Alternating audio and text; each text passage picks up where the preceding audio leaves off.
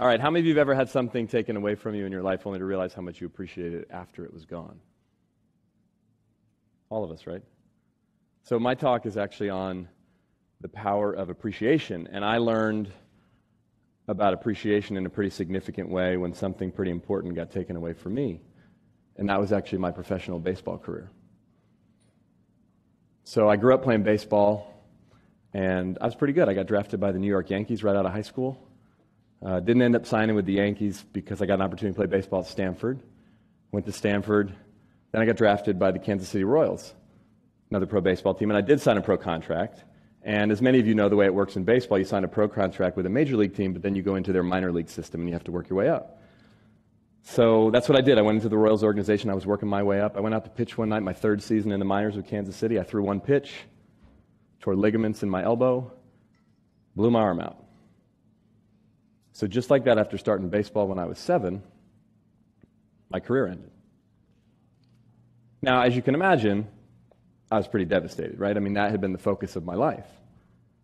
But when the reality of the fact that my baseball career was over finally set in, I started to ask myself some important questions. And one of the questions I asked myself over and over again was, did I have any regrets? And you know, it was interesting. I didn't regret a lot of the stuff that I thought I would have. The only regret that I had was I didn't fully appreciate it while it was happening. I was too busy trying to make it. You know, I was this kid from Oakland, California, raised by a single mom. We didn't have a lot of money. I was going to make it to the major leagues. I was going to be somebody. But up to that point in my life, even though I was pretty good, I spent most of my time thinking I wasn't good enough, comparing myself to everyone around me, and literally like holding my breath, hoping that I didn't mess it up. And when it was all said and done and I hadn't made it, I thought to myself, oops, I think I missed the point. How many of you can relate to this in your own life? Right, our stories may be different, our backgrounds may be different, but so many of us, in our pursuit of success, in our pursuit of happiness, in our pursuit of our goals and dreams, oftentimes get so focused on where we're headed, we forget to appreciate where we are. And for me, it was a pretty painful way to learn a really important lesson at a relatively young age. And after baseball, I ended up going to work for startup company in San Francisco near where I live, and I was still trying to kind of figure out myself, but this appreciation thing stuck with me, and I started to actually study it and look into it, both personally, but I became fascinated with the idea of how appreciation impacted relationships and teams. Because I saw as I got into the business world, there was a team dynamic that existed that was similar to in sports, and there was something about when we were able to appreciate each other and what we were doing that things seemed to work. And I started to study things like positive psychology. This was the late 90s, and it was starting to get big, and I was studying emotional intelligence and group dynamics, and what I was finding was fascinating me, so much so that I actually quit my job and started to focus on it full time. Ended up writing a book. My first book is called Focus on the Good Stuff, which is all about appreciation. And over the last more than a decade, I've had the honor and the opportunity to travel all around the country and now around the world talking about this simple concept of appreciation. And I'm so honored and even humbled that great companies like Google and Gap and Wells Fargo and Adobe, even the San Francisco Giants, will bring me in to talk about this, because what these organizations and many others know, they're paying attention to the same social psychology research that we all are, and what we're finding is that not only does appreciation impact relationships and how we feel about ourselves, but also our productivity. You know, there was a study that I read when I first started my work that really impacted me. It was a simple study, but it was profound, by the Department of Labor here in the U.S. What they found was they asked people who left their jobs, why'd you leave? Number one reason, 64% of the people in the survey said, I left because I didn't feel appreciated or valued. It's more important than how much money they made. It was more important even than the work they were doing. It was that sense of feeling valued, that they were important. And the people and the organizations that understand this thrive. But there's a simple distinction that I've learned over the years of doing this work and working with a lot of different types of people, both as it relates to business, but also in our lives personally. We got to understand the distinction between recognition and appreciation. They're related, but they're not the same thing, and we get them confused all the time. Recognition, here's what recognition is. It's positive feedback based on results or performance. You produce a result, you get recognized. Now, not all the time, and it's motivating. It feels good, right? When you work hard, you do something well, someone recognizes it, it feels good. As Tom Peters says, celebrate what you want to see more of. Absolutely. However, recognition is finite. It's scarce. It's only based on our performance, and usually in an organizational structure or in others, it's got to come from the top down for it to really have weight and merit. Therefore, it has a lot of limits. Appreciation, on the other hand, much more expansive. It's more about people, less about what they do, more about who they are. The best way I know to describe this distinction is an example from my baseball career. So now, whether you're a baseball fan or not, I was a pitcher. Do you know what happens to the pitcher in the baseball game when the pitcher doesn't do well? You know what happens? Yeah, they stop the game, right? And in front of everybody, the manager walks out to the mound and literally takes the ball out of your hand and makes you leave.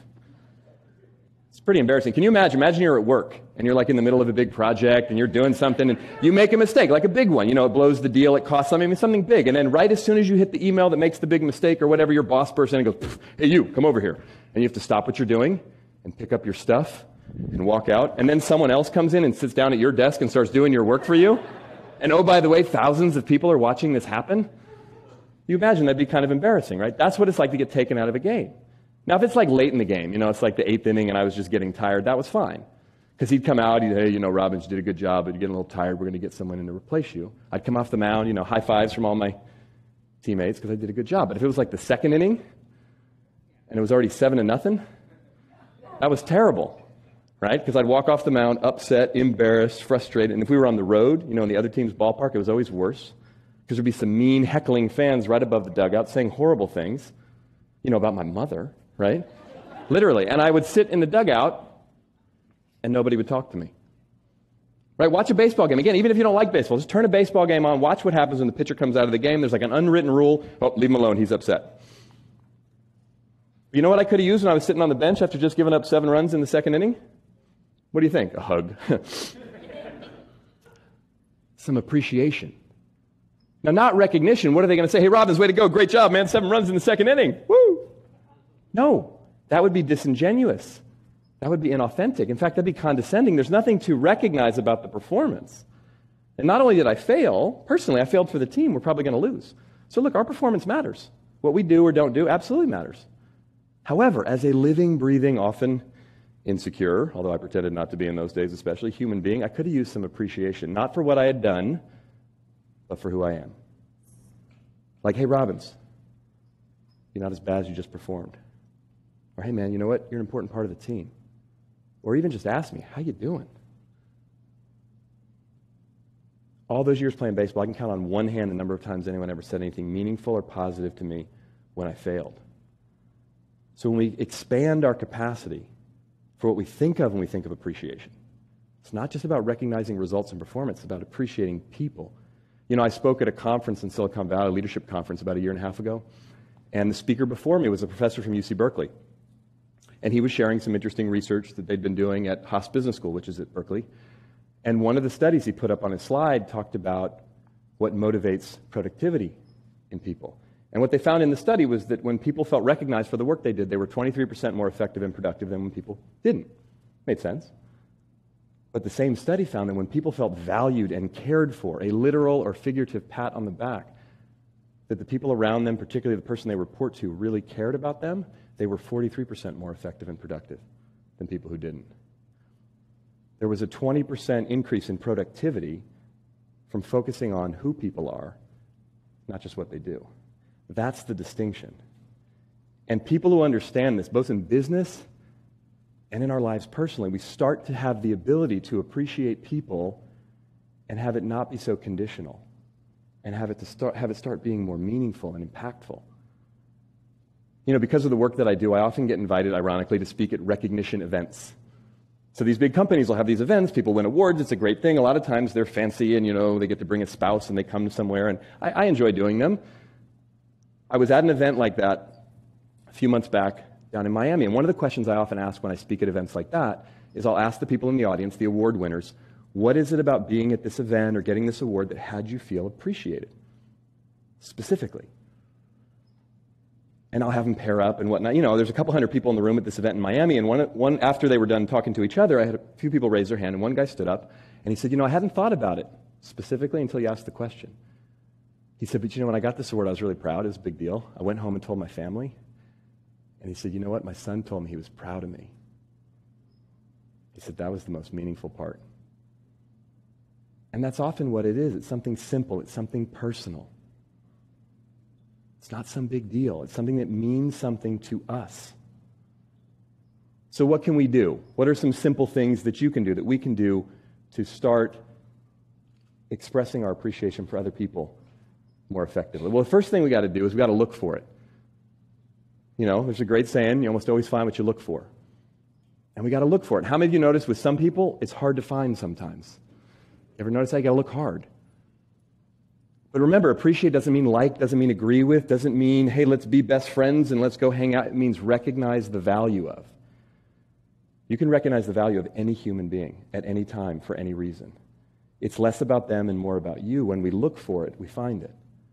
Second thing we got to do is create practices or make a commitment to actually do it. It's a simple concept. We all understand it. But just understanding it doesn't make it happen. You know, I was speaking at an event in San Diego actually just this week. And after I got done speaking, I was over signing some books, and a guy came up to me and he said, Mike, I'm so inspired. I want to start appreciating my teammates more. I'm going to start appreciating my clients more and my wife. And he said, but I know that I probably won't stay inspired. And I said, you're right. It'll wear off. That's what happens. We get inspired, and then we're not so inspired. I said, so what you got to do is figure out what simple practice can you put in place. And I suggested to him, just tell people, tell your wife, tell your friends, tell your coworkers. I also suggested to him something very simple, but a lot of people that I work with, a lot of the best leaders I work with do this. Put it in your calendar, schedule it as a reminder. After a while, you won't have to keep reminding yourself. Third thing we got to do, and this is so simple, but can radically transform the nature of relationships, teams, families, cultures. Start receiving compliments more graciously. How many of you notice from time to time when someone gives you a compliment, you get a little funny about it? You ever notice that? Okay, you know what you're supposed to say when someone compliments you? Thank you. Then, shut your mouth. Literally, you don't have to say anything else after the thank you. Usually, if you listen to yourself and other people, whatever you say after the thank you is almost always weird and insincere. It is. It's a compliment. Sometimes we give a compliment right back to the person, and sometimes we mean it, but sometimes it's like completely inappropriate. It would be like if you came up to me after this one and said, hey, Mike, that was a great talk, and I went, you too.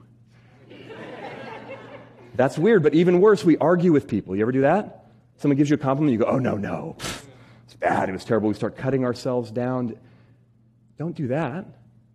That's literally like someone handing you a birthday gift and saying happy birthday, and you going, what's wrong with you? I don't deserve this, and throwing it on the floor. You ruin the gift, you offend the giver, and you don't get very many more gifts that way. Do you know they've scientifically proven now that when one human being expresses kindness and appreciation to another human being, and it's received, raises the serotonin level in both people's brains. It physiologically makes us feel better. So even if you don't agree with someone's compliment, you start receiving it more graciously, you'll get more, and every environment that you're in will all of a sudden become more conducive for appreciation to be expressed. So I'm going to share one final story related to this, personal story, and what I'd like for you to do as I'm sharing this story, think about someone in your own life who matters to you, who you really appreciate. Because this story is about my mom. Now, my mom passed away 2 years ago, and my mom and I had, as many of us do with our parents, a complicated relationship. We were very close, a lot of love between us, but we had our ups and downs, we had our challenges. But I had an experience with my mother about 10 years ago that was pretty profound related to appreciation. How many of you have ever seen those Chicken Soup for the Soul books? You've seen them, right? They got chicken soup for every soul you could imagine, right? Now, I've loved these books. They've been out now for about 20-some years, and I used to buy them as gifts, and I had a bunch of them at home, and about 10 years ago, I got an email, and they said they were coming out with a new Chicken Soup book, and they were looking for stories. And I got excited because this one was called Chicken Soup for the Single-Parent Soul. And my mom and dad had split up when I was 3, and my mom had raised me and my older sister as a single mom, and I decided I wanted to write a story and send it in. And the story I decided to write was called Mom Taught Me to Play Baseball. Because she did. She'd actually been a PE teacher, and since my dad wasn't around, my mom was the one that taught me how to throw and catch. She went to all my T-ball games, all my Little League games, all my youth league games, high school games. She used to come see me play down at Stanford. She'd even fly to come see me play when I was playing in the minor leagues. So I wrote a story acknowledging her for everything she'd done and sacrificed and all that. Now, I didn't tell her about the story. I told my wife, Michelle, but I was a little nervous about it. I wasn't doing much writing at the time. I was kind of insecure about it. I sent it in. I didn't think it was actually going to get accepted in the book. I got an email back a few weeks, actually it was a few months later, and they said, hey, congratulations, your story's going to be in the book. And I was all excited. I told Michelle, I said, hey, I got to call my mom. And she said, don't call her. I said, what do you mean don't call her? She said, what if you wait till the book comes out? You could surprise her. Oh, that's cool. So I emailed back to the Chicken Soup folks. I said, when does the book come out? They said 14 months. 14 months? I'm pretty good at keeping a secret, but that's a long time, right? So I told Michelle, I said, hey, 14 months. She's like, whoa. And she said, okay, look, let's not tell your mom. In fact, let's not tell anyone so she doesn't find out. And amazingly, we did it. We kept the secret. 14 months passed. The book came out. My mom didn't know. Nobody knew. The book came out right around my birthday, February. Got a copy of it. I wrapped it up. We were having dinner at our house, just the family, just us. And after we had dinner, we sat down in the living room because they had some gifts for me. And I turned to my mom and I said, hey, Mom, before I open up my presents, I actually have a present for you. And I handed it to her. She said, oh, honey, it's very sweet, but it's your birthday. I'll look at it later. Now she's like messing up my plan, right? So Mom, I know it's my birthday, but do me a favor. Would you just open it up? Okay, and she's a little annoyed. Okay, oh, how nice they did one for single parents. Okay, I'll read it when I get home. I said, hey, Mom, listen, I read the book, and there's a story in here. It really reminds me of you. I said, in fact, I put a bookmark. It's on page 294. Would you do me a favor? Would you read it out loud to everyone? And now my mom is like annoyed. What? Okay, fine. And she's like flustered and annoyed, and she doesn't want to do it. But okay, fine. Takes the book, starts to read with no idea what it is. First line of the story says, on June 1st, 1995, I was standing on the pitcher's mound at Rosenblatt Stadium in Omaha, Nebraska, about to throw my first pitch in the College World Series. And my mom looks up and goes, this guy pitched in the College World Series. Totally not getting it, right? And then she starts to read the second line, and she stops. And she looks at me. And she looks at the book, and you could see her brain was working really hard, right? And then all of a sudden, her eyes got big, and you could see that she got it, that the story was about her, and that I wrote it. And she dropped the book, and she started to cry. And I leaned over to pick up the book off the floor. By the way, at this point, we were all crying. I picked up the book off the floor. I handed it back to her, and I said, hey, Mom, if you don't mind, could you read the rest of it? And she did. My mom read that entire story out loud to all of us. And you know, it was a big deal for me, personally, professionally, to have that story published in that book. I was proud of that, absolutely. But by far, the most meaningful aspect of that, and especially now, was being able to give it to my mom and appreciate her in that way. That's how powerful it is. Whether we do it in a big dramatic way or we do it in a simple day-to-day way, when we take the time, when we're willing to look for and find the things we appreciate about the people around us and let them know. It's one of the greatest gifts we can give to them, and it's a gift for us as well. That's the power of appreciation. Thank you very much. Thank you.